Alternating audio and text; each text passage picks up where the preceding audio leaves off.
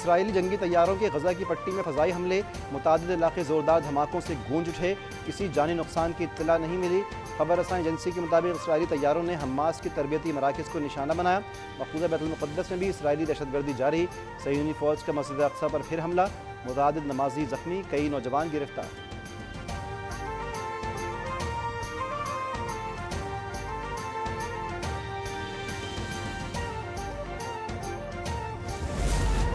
وزیراعظم شہباز شریف نے قومی سلامتی کمیٹی کا اجلاس آج طلب کر لیا۔ اجلاس میں عسکری قیادت کو بھی شرکت کی دعوت دی جائے گی۔ حساس اداروں کے سربراہ قومی سلامتی پر بریفنگ دیں گے۔ موجودہ سیاسی اور معاشی صورتحال میں اہم فیصلوں کا امکان۔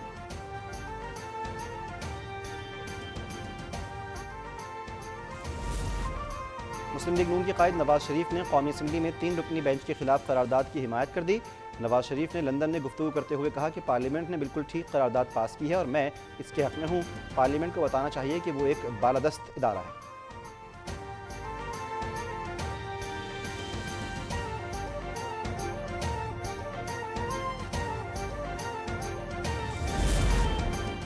قومی اسمبلی نے پنجاب میں الیکشن سے متعلق سپریم کورٹ کا فیصلہ مسترد کر دیا۔ 3 رکنی بینچ کے فیصلے کے خلاف قرارداد منظور۔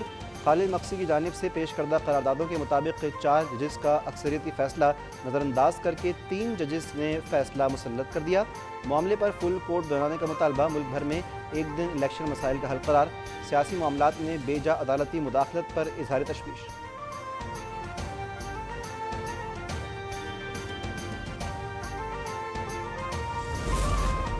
عدالت فیصلے پر نظر ثانی کرے، فل کورٹ بنا دے یا پھر جو فیصلہ ہوگا قبول ہوگا۔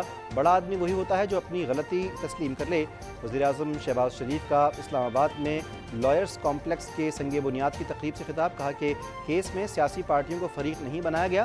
ہمیں حکم دیا جاتا ہے کہ وزیراعظم اکیلا کچھ نہیں، کابینہ ہی سب کچھ ہے۔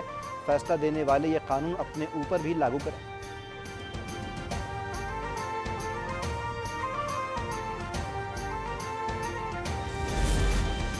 عمران خان نے قومی اسمبلی میں عدالتی فیصلے کے خلاف قرارداد لانے والوں کے خلاف ریفرنس دائر کرنے کا اعلان۔ پرویز الہی سے ملاقات میں کہا کہ حکومت جتنا مرضی رو دھو لے، الیکشن ہر صورت میں ہو کر رہیں گے۔ پرویز الہی بولے کہ پارلیمنٹ کی غیر آئینی قراردادیں سپریم کورٹ کے حکم پر عمل درآمد نہیں روک سکتی۔ الیکشن کمیشن نے عدالتی حکم پر عمل درآمد شروع کر کے عقل مندی کا ثبوت دیا۔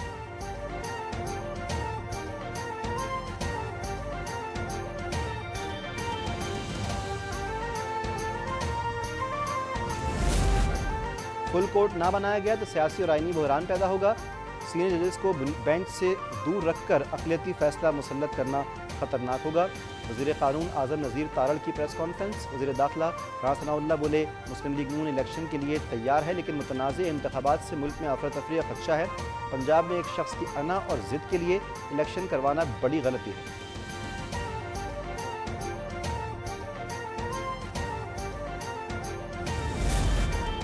حکمراں اتحاد نے پنجاب اسمبلی الیکشن کے لیے کاغذات نامزدگی واپس لینے کا فیصلہ نہیں کیا۔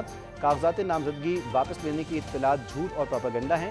وزیر اطلاعات مریم اورنگزیب کا بیان، کہا کہ حکومت میں شامل تمام جماعتیں ایک ہی دن الیکشن کروانے کی حامی ہیں۔ فورن ایجنٹ، فتنہ فساد، آئین شکن اور گھڑی چور کا ڈٹ کر مقابلہ کریں گے۔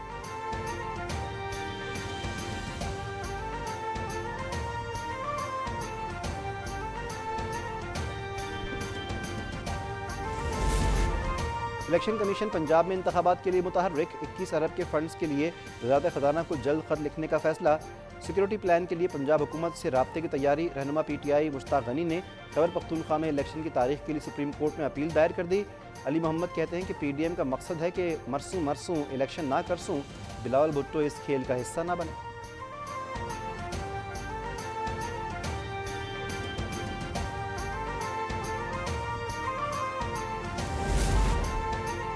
وزیراعظم شہباز شریف سے ایم کیو ایم کے وفد کی فاروق ستار کی سربراہی میں ملاقات۔ فاروق ستار نے کہا کہ دانستہ طور پر ایک بار پھر شہری سندھ بالخصوص کراچی کی آبادی کو کم گنے جانے کی سازش ہو رہی ہے۔ کراچی اس جعلی اور طے شدہ مردم شماری کے نتائج کو تسلیم نہیں کرے گا۔ وزیراعظم نے ایم کیو ایم کو تحفظات جلد دور کرنے کی یقین دہانی کروا دی۔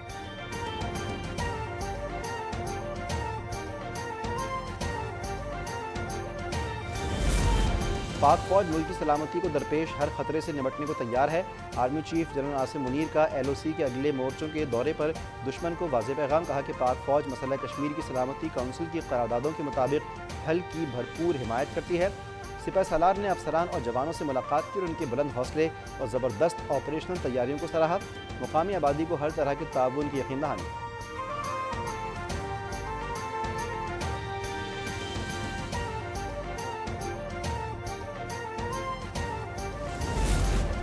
بائیڈن انتظامیہ نے افغانستان سے فوجی انخلا میں افراتفری کا ذمہ دار سابق صدر ڈونلڈ ٹرمپ کو قرار دے دیا۔ بائیڈن انتظامیہ کی جانب سے افغانستان سے فوجی انخلا کی رپورٹ جاری۔ قومی سلامتی کونسل کے ترجمان جان کربی نے کہا، ٹرمپ انتظامیہ نے افغانستان سے انخلا کی صرف تاریخ دی، لائحہ عمل نہیں بتایا گیا۔ کوئی آثار نہیں تھے کہ مزید وقت اور فنڈز سے افغانستان کی صورتحال کا کوئی اور راستہ نکلتا۔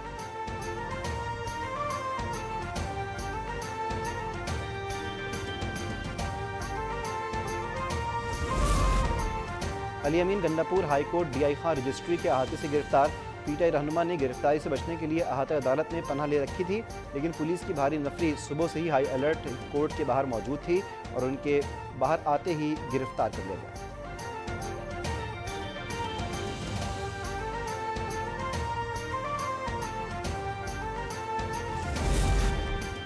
عازمین حج کے لیے بڑی خوشخبری، حکومت کا رواں سال تمام درخواست گزاروں کو بغیر قرآن اندازی حج پر بھیجنے کا اعلان۔ وزیر خزانہ اسحاق ڈار کی مذہبی امور کے وزیر کے ہمراہ پریس کانفرنس، بتایا کہ 72,869 عازمین نے حج درخواست جمع کروائی ہے۔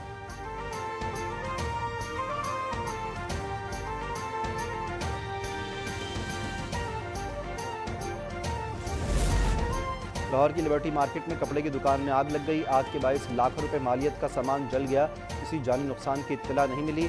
ریسکیو ذرائع کے مطابق 3 فائر ٹینڈرز نے آگ پر قابو پا لیا۔ آگ شارٹ سرکٹ کے باعث لگی۔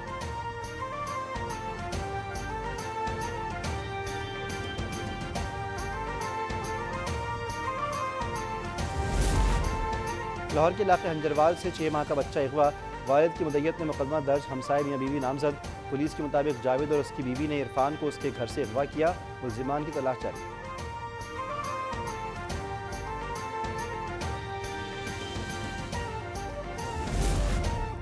CRD حیدرآباد کی کارروائی، دہشت گردوں کی مالی معاونت میں ملوث ملزم گرفتار۔ ترجمان CRD کے مطابق گرفتار ملزم ارشاد لاکھیر عرف حاجن کلدم تنظیم کا سرگرم رکن ہے۔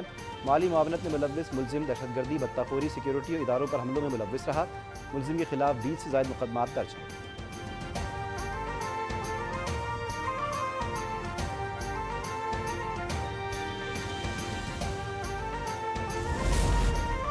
نیو کراچی سیکٹر 16B کے قریب مبینہ پولیس مقابلہ، انور نامی ڈاکو زخمی حالت میں گرفتار۔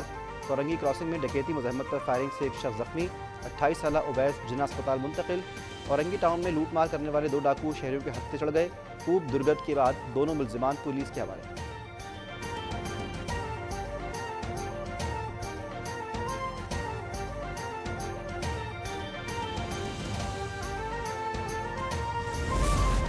اور فرانس میں پینشن اصلاحات کے خلاف احتجاج جاری، دارالحکومت پیرس ایک بار پھر میدان جنگ بن گیا۔